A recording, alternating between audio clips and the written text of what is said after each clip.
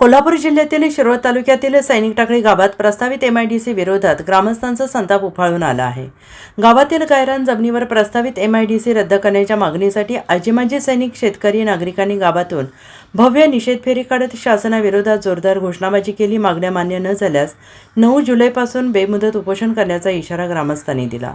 सैनिक टाकळी गावातील अमर जवान हुतात्मा स्मारक आणि छत्रपती शिवाजी महाराजांच्या पुतळ्यास पुष्पहार अर्पण करून निषेध फेरीची सुरुवात करण्यात आली। MIDC हटवा, गाव वाचवा, जय जवान जय किसान, जमीन वाचवा, पाणी वाचवा अशा घोषणांनी परिसर दणाणून गेला। यावेळी प्रस्तावित इचलकरंजी राधाकृष्ण पाणी योजनेला ग्रामस्थांनी तीव्र विरोध दर्शवला। मारुती मंदिर परिसरात निषेध फेरीचे रूपांतर सभेत झाले। सभेत विविध मान्यवरांनी सैनिक टाकळीची सैनिकी परंपरा जपण्याची गरज अधोरेखित करत प्रस्तावित MIDC रद्द करण्याची मागणी केली। तसेच गावासाठी प्रलंबित असणाऱ्या सैनिक स्कूल, भरतीपूर्व प्रशिक्षण केंद्र आणि केंद्रीय विद्यालयाच्या मागण्या तातडीने मंजूर कराव्यात अशी मागणी करण्यात आली।